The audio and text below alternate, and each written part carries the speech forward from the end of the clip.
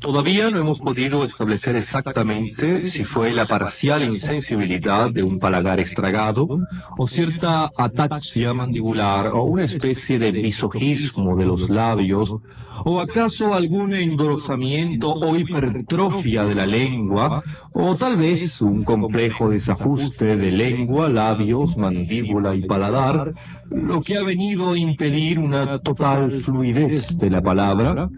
Pero la colectividad puede estar segura que la Junta Médica, que para el efecto se encuentra reunida con carácter permanente, hará lo humanamente posible para remediar esta impertinencia y que los mantendremos informados en todo momento.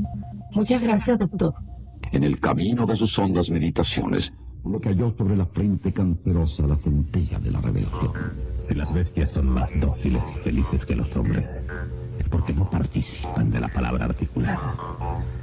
Si quiero pues hacer dichoso y manso a mi pueblo, a mi amado pueblo, es menester extirpar de sus costumbres la más vana y peligrosa, la de hablarse entre sí, la de comunicarse sus cobardes temores, sus ineptas imaginaciones, sus torpes ideas, sus enfermizos sentimientos, sus engañosos sueños, sus inciertas aspiraciones, sus imperdonables quejas y protestas, su torpe sed de amor.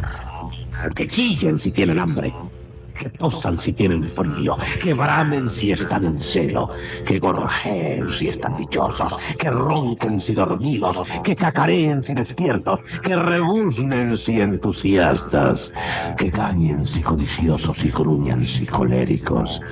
Pero no hagan indecente inventario entre unos y otros de sus deseos, ni se estimulen sediciosamente en ellos, fomentándolos con palabras.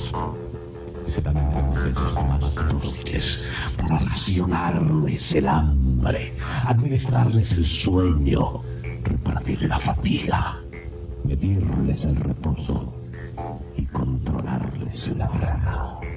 En un inesperado rapto de ternura, rumiando su reforma, el gran Burunda se decía: que vuelvan a ser como las bestias del campo.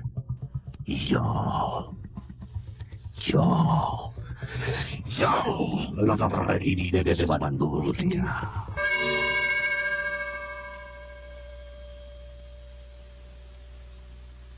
Tras la revelación, la medición. ¿Cómo alejar a los hombres de la palabra? ¿Cómo persuadirlos de su pernicie? ¿Cómo endurecerlos para desbararlos y enseñarles la dicha muda? El gran extirpador tenía ideas que cualquier hombre de China envidiaría. ¿Por qué no, por ejemplo, la extirpación universal de la lengua? La lengua es este vehículo de venenos. Espía de uno mismo, llama para los demás, traidora del interés propio, usurpadora del ajeno, plagas de Babel, microbio pestilencial del espíritu. Pero dame, Rondón. Tengo que moderar a los ímpetus de mi genio. Ahora la revolución no hay idea más sutil, y que en cierto modo armoniza la reverencia que antes tuve en la tribuna, y el rencor que ahora siento por la palabra. ¿Qué mejor manera para la ablación universal de la lengua? Que sea ella misma la que menosprecie y destruya.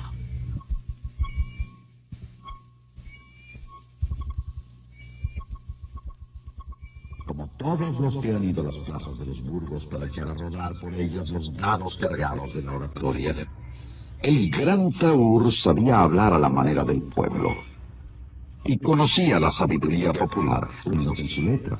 ¿Quién podría ser de dos filos como el hacha alunada del verdugo? Pensaba el reformista, sin que su engrosada lengua alcanzase a humedecer con la espuma verdosa de su guía los prominentes y biselados labios.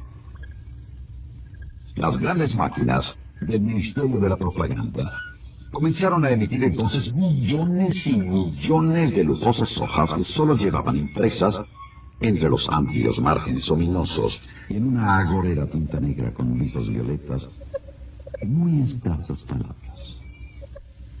Y esa voz fantasmal que croa tras las redecillas de tela, de celofano, de plástico de los amplificadores de los radios y berrea por las bocinas de los altoparlantes, se trabó, como en un viejo disco de gramófono, en la repetición de esas mismas palabras.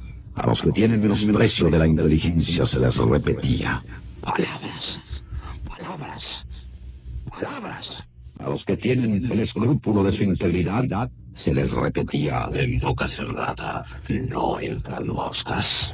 A los cobardes y a los tímidos se les repetía: el silencio es oro. A los que son pedantes en la estupidez se les repetía: a palabras necias, oídos sordos. A los que tienen intenciones ocultas se les repetía: el que mucho abarca, mucho hierra. A los que quisieran ser fervorosos se les repetía: quemadas se vean tus palabras. A los que quisieran tener fe se les repetía: vale más el silencio de un necio que la palabra de un sabio. A los avaros se les repetía: escatimar las palabras. A los cavilosos se les repetía: la mejor palabra es la que está por decir. A los confiados se les repetía: palabra de boca, piedra de onda. A los testarudos se les repetía: a dos palabras, tres borradas. A los precavidos se les repetía: palabra suelta no tiene vuelta. A los codiciosos se les repetía: lo que entra por un oído sale por el otro. A los que solo anhelan seguridad se les repetía: palabras y plumas, el viento las sombra. A los que querían amor se les repetía: palabras de santo, uñas de gato. Así, interminablemente, infatigablemente, la palabra se combatía a sí misma. Y comenzó a ser la palabra para los hombres una intrusa. Y muchos de ellos, la enorme mayoría de ellos, pensaron que lo que los usaba y desgastaba y envejecía no era otra cosa que la palabra. Si permanecen mudos, no se darán. Si dejan de oír, no compadecerán. Y acaso el notario el no compadecer se ayudará más. Un bajo silencio de rumiantes indicó al gran Burundum Burunda que, una vez más, había acertado. Pero hubo quienes creyeron que no hay lujo en la vida semejante al de compensar el desgaste de quien se entrega con la riqueza que recibe de quien a su vez se despoja. Hubo quienes creyeron que es más bello el crepúsculo que les tiñe las mejillas si al llegar a la puerta de su casa pueden decirle a su vecino: qué hermosa se ha puesto de repente la tarde. Y quienes pensaron que una palabra claramente dicha puede rescatar a un niño de los súbitos terrores que le hacen abrir los labios en un grito mudo mientras tiemblan sus lágrimas en las pestañas. Y quienes, a la sombra de un sauce, quisieron convertir el oleaje de su sangre en un tierno susurrar de palabras para que el cuerpo amado se abra con el consentimiento del alma. Y quienes, en la miseria y el despojo, se consolaron hablando palabras de justicia, y quienes, queriendo gobernarse mejor a sí mismos, desearon apalabrar un mejor gobierno para todos. Y quienes por amar tanto a la vida, quisieron impedir su corrupción proponiendo palabras de concierto. Contra tales, Burundum Burunda fue implacable. Contra ellos crearé los zapadores, organizaré los territoriales, formaré la legión de los ángeles invisibles, organizaré la policía y unificaré a las iglesias. Seré implacable. Contra ellos crearé los zapadores, Organizaré los territoriales. Formaré la legión de los ángeles invisibles. Organizaré la policía y unificaré a las iglesias. Seré implacable. Y ahora no era ya solamente su ira de tartamudo lo que le movía a la cruzada. Era también el consentimiento de millones de hombres que habían renunciado a la palabra para no desgastarse vanamente. La represión del gran sacrificador no admitió límites. En todo tiempo, la bestia humana fue horrible de ver en la hora de su furor. E incontables sus destrucciones en el espacio. Dios está con nosotros. Que fuese Burundún el primero en percatarse de que la miseria humana, la angustia que la acompaña y la rebeldía que la sigue, tienen su fundación en la palabra articulada, fue memorable hazaña de su inteligencia. Que convenciese a gran parte de sus gobernados de que en la mudez residía la única posibilidad de vegetar perdurando. Fue flor de su talento político e inmarcesible realización de su ministerio de la propaganda. Pero donde dio su total medida, donde llevó su propio estilo o maestría, fue en la tarea de crear los instrumentos de la represión contra los lenguaraces. ¿A quiénes ofende la palabra? ¿A quiénes? A los incapaces de fervor, a los que carecen de imaginación, a los que jamás se hablaron a sí mismos, a los que nunca administraron a las cosas el sacramento del bautismo, a los que ignoran la comparación, a los que pegan a las bestias y a los niños cuando no entienden sus miradas, a los que no quieren ganar fama, a los que temerían confesarse, a los que siempre esperan la delación o la denuncia, a los que no tienen caridad, a los impotentes, a los que no saben qué hacer con la libertad, a los temerosos de la justicia, a los que no pueden trascender de la sensación a la emoción, a los que nada tienen que decir a un árbol, a un cántaro, a una abeja, a los que fastidia el silbo de un pájaro, a los que cuando levantan el rostro a la noche no sienten sobre su piel el picotear de las estrellas, a los que no escuchan las historias apasionadas que narran los leños de la chimenea, a los que se taponan los oídos para no oír los relatos de viaje del viento, a los que no tienen Dios, ni amada, ni amigo, ni hijo, ni siquiera una bestia que les pida con inundados ojos la caricia de una palabra. Con ellos, con todos ellos, organizaré mis fuerzas represivas. Pero como a la ira ciega de los estólidos hay que ponerle una carnada suculenta, un estremecido cebo vivo que a los incapaces de crear les autorizó el exterminio. A los que no podrían emular les impartió autoridad. A los impotentes en la amorosa conquista les bendijo la violación. A los que tenían manchas en su origen les permitió que abozalaran a los limpios.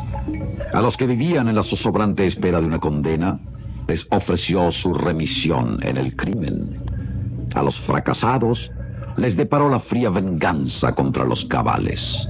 Necesito jefes, siquiera de nombre apenas sobre el papel. Jefes políticos y militares y eclesiásticos y económicos. Y también, ¿por qué no?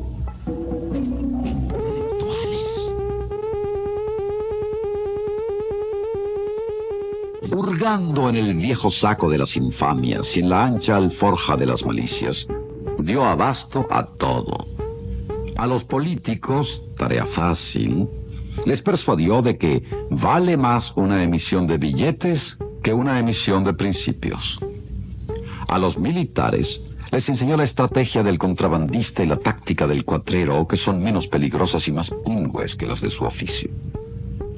A los clérigos ya se dijo que con el rodillo y la escudilla los sacó del purgatorio de sus incertidumbres acerca de la voluntad de Dios.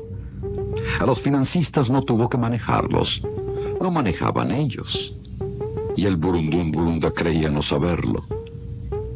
A los intelectuales, bueno, más adelante se hablará de estos postillones de la pluma, de esos jaleadores de la oratoria.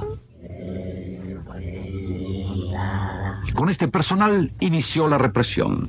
Necesito una chispa. La produjo. Necesito una vena abierta. La abrió. Para que mi obra y gloria sean perdurables. Para que la violencia no se canse ni se melle el odio. Cuento con el miedo del crimen en el criminal y sus cómplices. Sabía por experiencia propia que no hay mejor abono para la crueldad que la cobardía. Que cuanto mayor fuese el miedo por el propio crimen, tanto más grande sería la hazaña empleada en exterminar a cualquier posible justiciero. Que el río de la sangre vertida establecería una frontera infranqueable para los hombres de la paz y la justicia. No temo que desfallezcan los ejecutores. Ellos no conocen la saciedad ni el hastío. Quienes temo que vacilen son los capitanes, los que ordenan el incendio y la muerte desde sus oficinas, sin chamuscarse los cabellos ni recibir en el rostro las salpicaduras de un cráneo que estalla, o de un vientre que se desgarra y vacía. Estoy claro, es a ellos a quienes temo. Y para curarles de sus posibles vacilaciones, creo que bastará con hacerles saber que la paz sería su condena. Y la justicia, su muerte. Serán los propios criminales a su mando, sus verdugos, en cuanto intenten dar la orden de cesar el exterminio. Cuando ya estaba en marcha la totalidad de su plan, cuando había perfeccionado hasta el punto que se ha visto los instrumentos de su reforma, cuando parecía inminente la derrota por extinción de los lenguaraces, la muerte llamó a su puerta.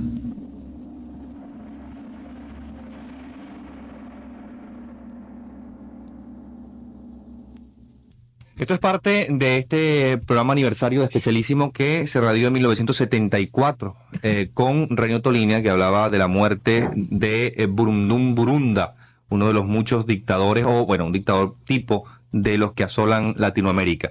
Los puntos de los cuales hablaría, tanto en el programa que estaba pautado es para el día jueves 30 aquí de Dos Generaciones, como para su programa en la noche a las 6 de la tarde, con motivo de su lanzamiento ese mismo día jueves 30. Alfredo Anzola quiere despedir el programa.